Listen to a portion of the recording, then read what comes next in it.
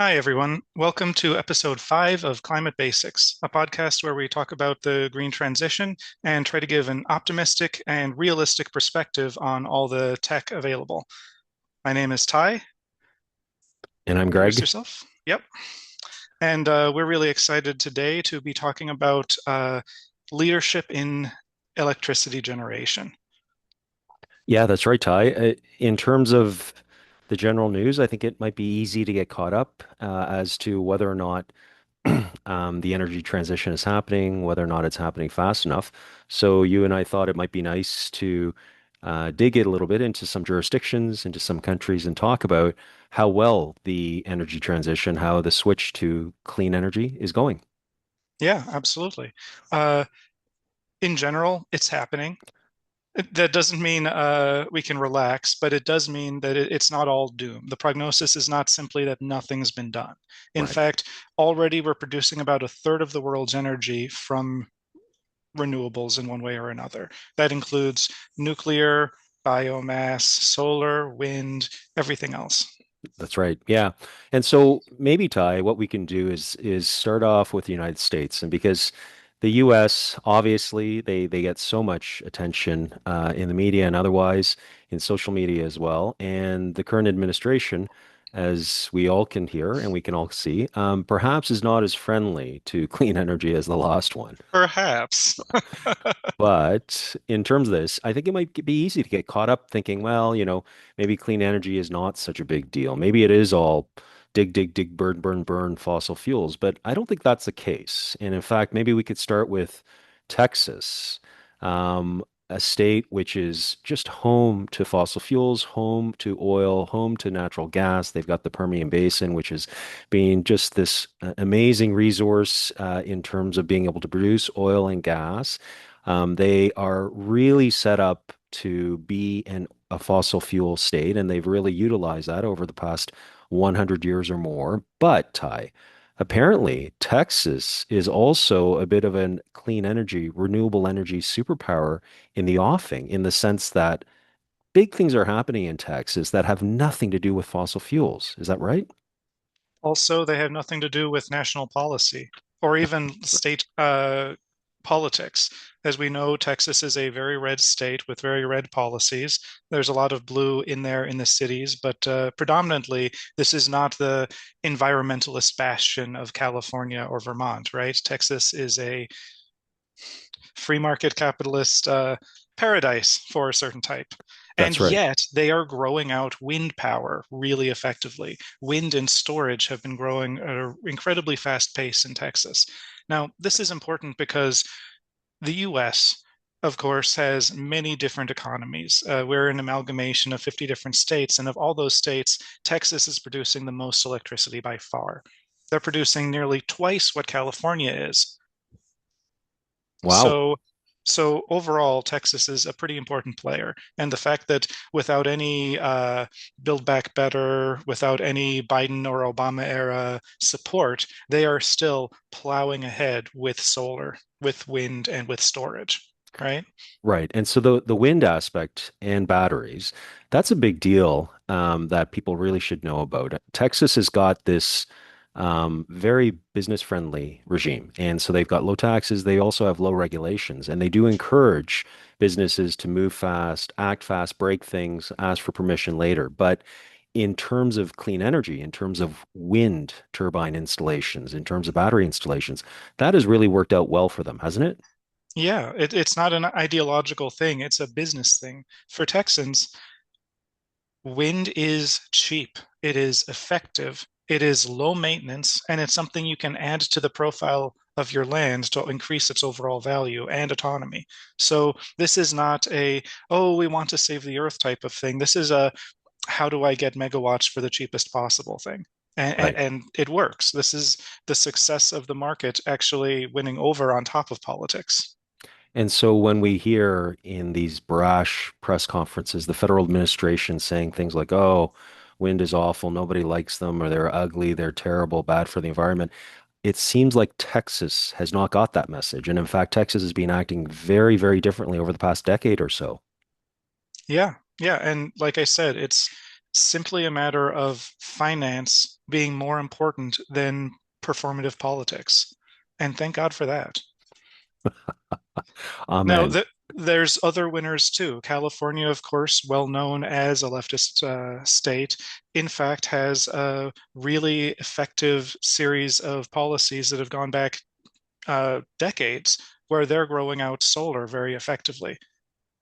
Okay. And in the United States, I guess California is the solar capital in the sense that they have built out the most solar, and in fact, they are benefiting over the past few years from solar tremendously, aren't there? Aren't they? I've read that there have been a number of days over the past years where all of the electricity produced by solar was enough to meet their demand on in They terms have of they have those days, and overall, on average, they're getting more than half of their energy from renewables in California, which is actually the fourth highest energy producer in the states. So that's not nothing either.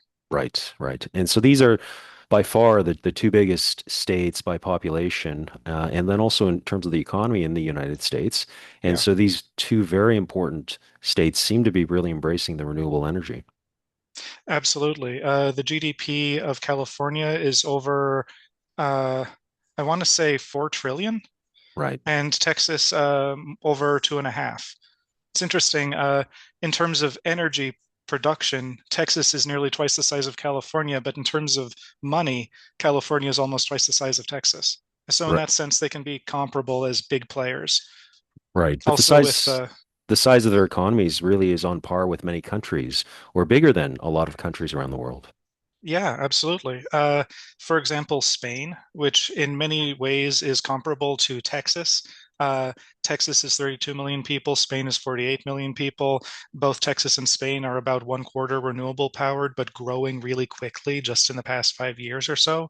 Uh, and also, the GDP of Spain is closer to Texas than it is to California. Right. And so how is Spain doing with regards to installed renewable energy? Well, like Texas, it was lagging behind a little bit, but as solar is become cheaper and wind has become cheaper than traditional fuel options, they have caught up and started accelerating at a really fast pace. Right. Yeah.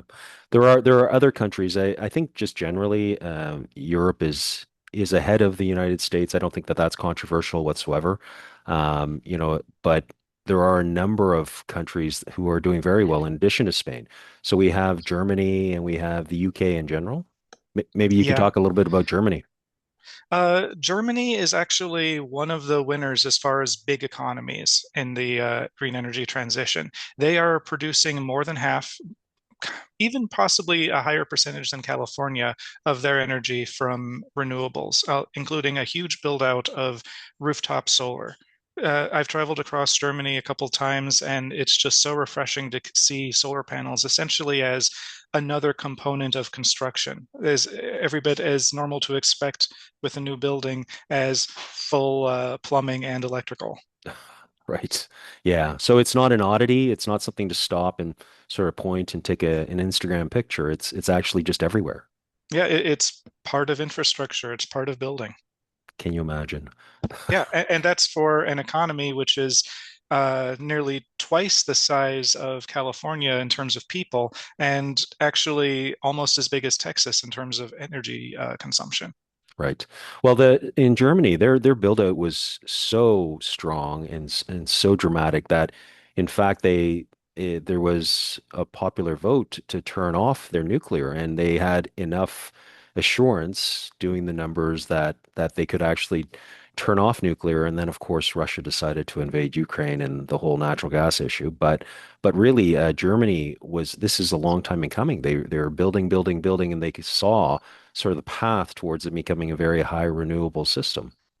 Yeah, yeah.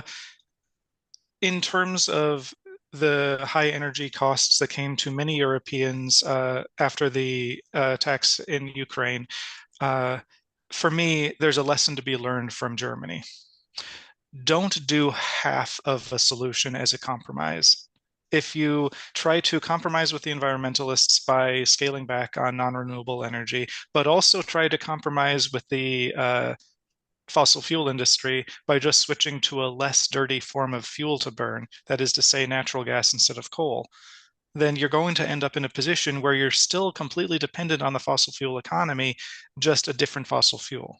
Right. So if Germany had actually chosen to continue expanding uh, solar and maybe offshore wind, they've got the opportunity for that, and keep their nuclear plants open, they could have closed their coal plants and their natural gas plants, and then there wouldn't have been an energy price spike a couple of years ago across Europe.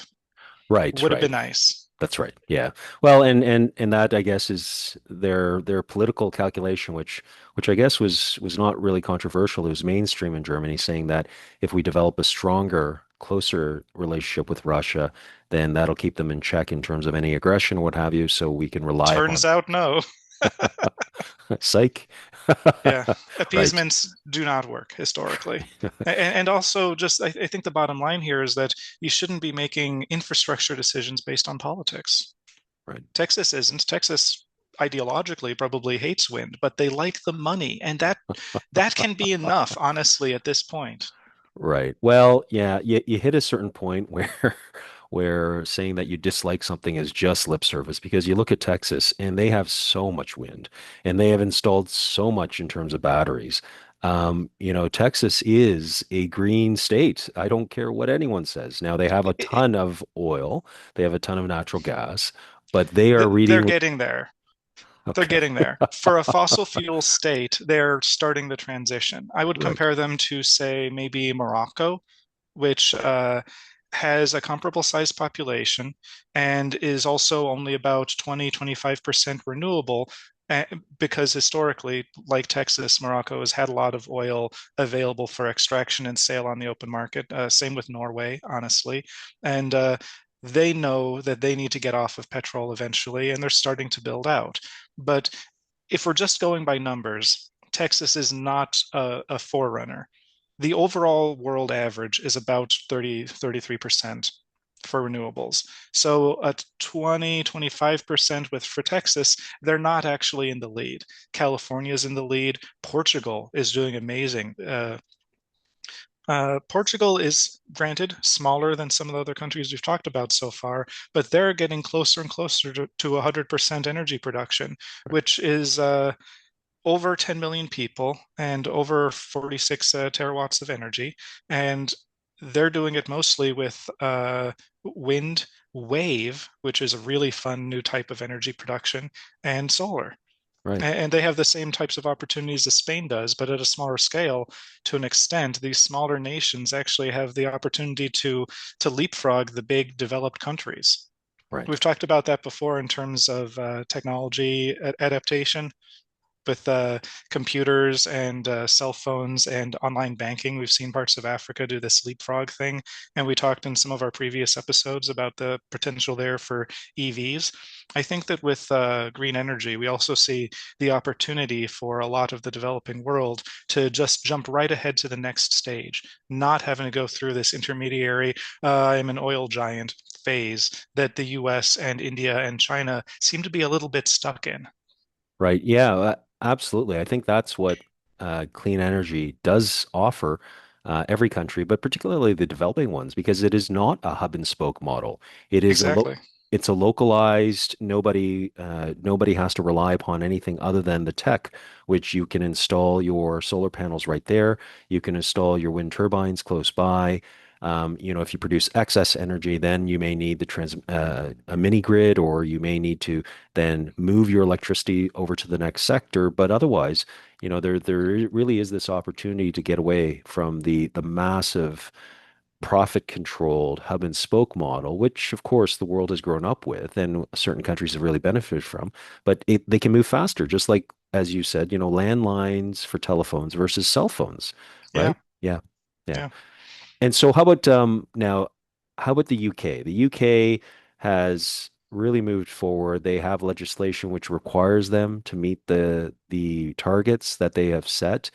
I think that there has been some very sort of loud public backlash as to whether or not, they're giving up financially and economically s- a little bit here by leading the world when the rest of the world continues to act in the same way.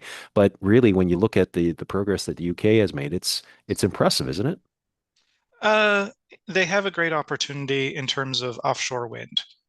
For offshore wind, UK has the opportunity to be the absolute leader because they have very strong winds and a lot of very shallow seas, and really kind of the ideal placement for testing other types of energy that's offshore specifically. In Scotland, for example, they have been doing the most exciting tests in terms of tidal energy generation. Right. So for those of you who've not run into this yet, uh, you have the opportunity to take advantage when you have very strong tides, water just flowing one direction and then another direction several times a day.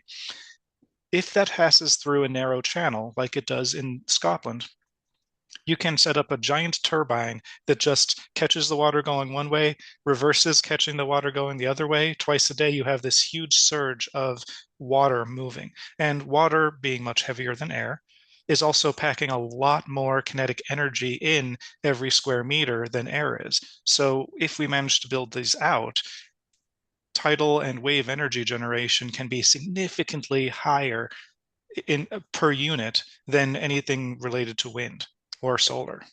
Right. And presumably all countries with coastlines can probably find opportunities to participate in this. Yeah, Yeah. absolutely. But Right. where it's really growing so far, where the most avant-garde experiments are being done and where things are moving from concept stage to prototype stage to entering the market now is Portugal and Scotland. Right. Well, and but Scotland and the UK in general, as you already indicated, offshore wind, that's just a big factor. I know that a couple of large projects have been delayed recently, but they have been building large projects. They've got them installed, they've got them up and running. And offshore, I suppose, deals with the NIMBYism, right? So if you cannot assemble all the leases on land in order to put onshore wind, then offshore is available there as long as you can pass the environmental impact assessments, as long as everything is okay with the fish and all the rest, then offshore can be quite powerful for certain places.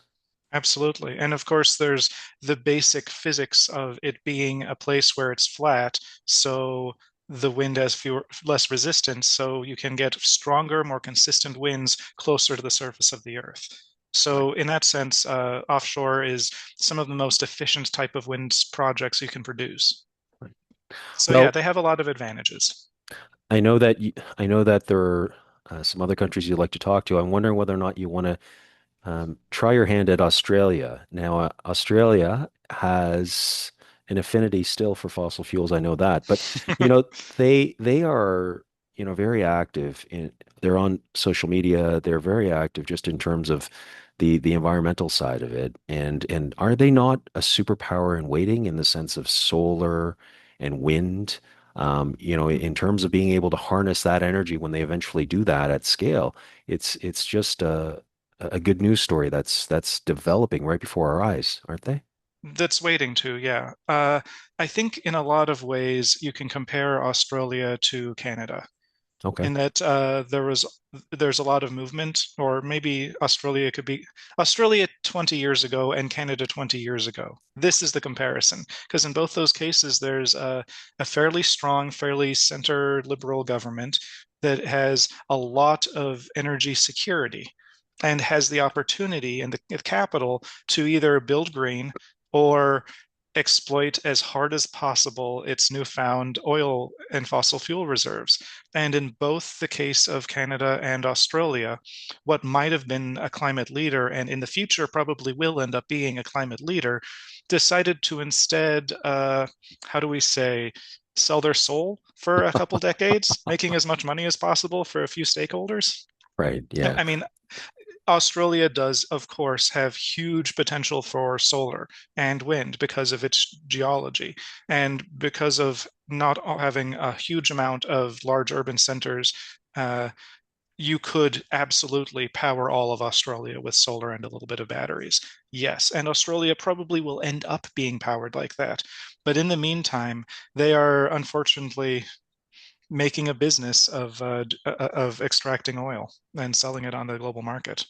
Right. And also, I think they have a healthy coal trade to China Yeah. and other places. Yeah. Yeah. So, yeah, just in terms of Canada, I think just a recent announcement was from our new prime minister in response to the fact that the U.S. Has shifted things and seems to be really just a moving Going target. crazy. Yeah, just a moving target. Today it's one comment and tomorrow will be a different one. So in terms of that, Canada has at the federal level, the national level, just said that we are committing to increasing our LNG trade. So we're looking to increase that massively because the pipeline recently was completed and that allows us to ship more. So, anyways, nothing much changes here.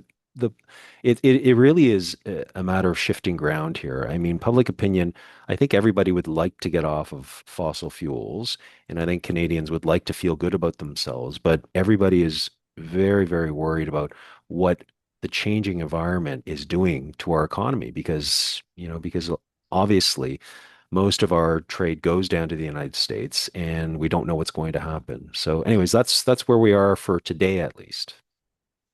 Unstable, precarious condition. Right, right. And it, Yeah. it it just goes to show, I mean, it goes to show that the energy transition is happening. And I think that, the frustration that everybody has when you look at the carbon budget and the fact that every year we're burning more and more fossil fuels and, and we are polluting our atmosphere it is going to happen within the context of countries being able to manage the transition, right? Like, I mean, with countries who are heavily right now producing fossil fuel, whether it's coal or oil or natural gas, those governments are going to have to find a way to not get voted out immediately, you know, Hmm. with their policies. And so the change is happening. It never happens fast enough. It's completely understandable that people are getting upset, but there are real factors that I think all countries are grappling with. Absolutely.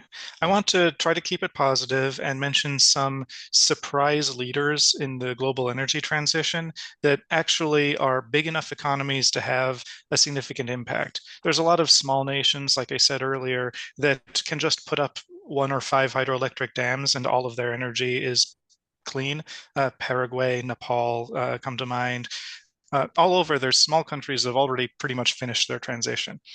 But the medium-sized economies, this is where you can really see, like with Spain and Portugal, some of the fastest traction. So I want to call out a couple surprise winners.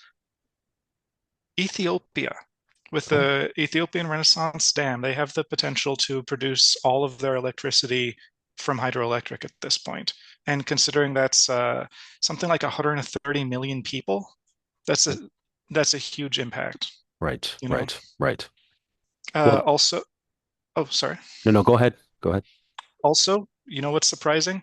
A similar size economy to Spain and Texas, Turkey.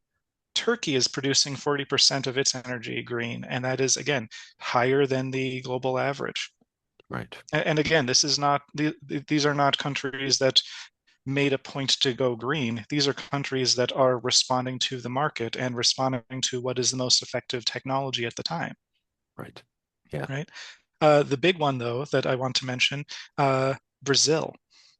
What percentage green energy would you guess Brazil has right now? I don't know the exact percentage, but I know that Brazil has done a wonderful job of installing renewable energy. And so I would say that they produce half. They are closer to 85% potentially for electricity generation, Wow, right? that's So when you phenomenal. consider that they've got the natural resources, they've got the agricultural subsidies for ethanol, they've got the hydroelectric dams, Brazil is exemplar. This is the type of example that we want to see for other developing medium-sized countries. Yes, they could depend on oil, but they could also get their energy even cheaper and more reliably. And that's what they're doing. They're making that transition. And with 200 million people, again, that's economy over 2 trillion. This is Very impactful. impressive. Yeah, very Yeah, impressive. Are they not holding the COP or? they are. They Yeah, are. yeah. Yeah. So Overall, South America maybe wins, and that largely has to do with the fact that they've got so many strong rivers and so many great opportunities for hydroelectric. right. Well, I know that when you survey the media. So whether or not you're talking about the podcasts or you're talking about magazines or you're talking about just the news within the clean energy, the renewable energy space, it really is old hat to say that solar has dropped over 90% in terms of price over the past decade.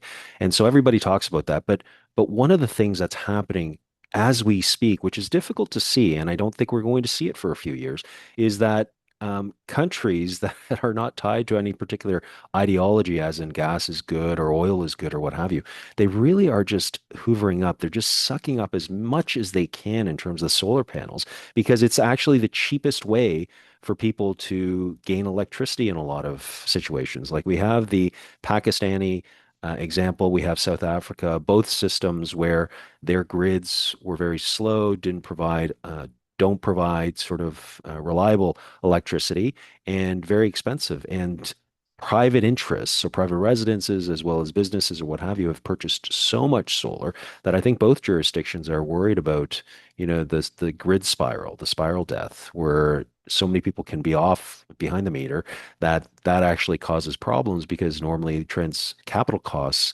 are divided equally amongst those on the grid who are part of the system. And of course, if you have less people on the system, then that capital cost still has to be divided. Right. So really there what we need is models that can show how microgrids can, as congregations of microgrids together, become a national grid, and how that can be properly financed to keep everybody happy and to keep proper regulations in place to make sure that everything is safe as we progress towards higher and higher percentage of electrification globally. That's And right. this is really a social issue too in places like Pakistan, where the heat index can get essentially unlivable outside, and more frequently because of climate change. This approaches a human health issue. You Right. have to be able to provide electricity for people. Right. Um, so this is just a anecdote which shows you, at least in some communities within Pakistan, for example, how ingrained this behavior now is getting to be. I was listening to a podcast where they were actually interviewing a Pakistani advocacy group that talks about solar and batteries on a small scale. So just sort of promoting that education and helping people to install and also monitoring that. And during that interview, the spokesperson for the advocacy group said it's now actually part of the marriage dowry in the sense that you used to give money or you used to give what have you.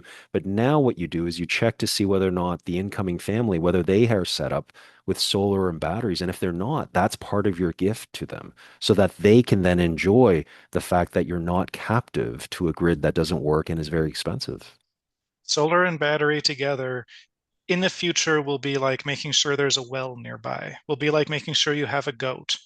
This is considered to be part of having a house, like having an outhouse or not. This is part of basic infrastructure. And that's how, if we want an electrified world, that's how we have to start thinking about it. It's a basic human right up there with having a roof and access to water. You are an absolute magician with words, I tell you. Goat and outhouses, that's fantastic. I mean, the defaults, I uh, understand. to again give our viewers some positive takeaways. Right. Right now, this past year, just hydroelectric has produced enough electricity to power all of the United States. And just the global Can you nuclear. can you just can you say that again just to emphasize that? So So hydropower, the hydro dams, if you add up all the hydropower globally being produced in the past year, that by itself was enough to power the entire US. And nuclear, if you add up all the nuclear together that ran last year, that's enough to power all of India. That's number two and number three global economies right there. right, So right, then, if you think of all of the solar rolling out and all of the wind rolling out, would that be enough to power China? right, right.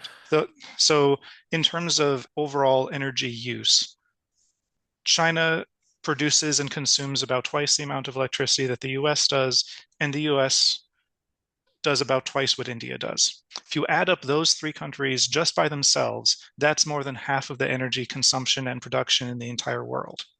So when we talk about all these winners like Brazil and Spain and Portugal, yes, but all those other 200 countries together account for less than half of the race. The big three, China, and then half of them the US, and then half of them India, in terms of gigawatts produced, they are themselves half of the deciding factor. So the fact that we know for sure just this past year that we can produce, that we have produced enough renewable energy to power those big three, that should be something to celebrate. Yeah, We definitely. we're not out of the tunnel yet, but there is light at the end and we can see it. That's right. That's fantastic. Well, I agree, Ty, and I think that was a lovely way of wrapping up. Are there any last tidbits that you'd like to share? No, I think we covered most of it.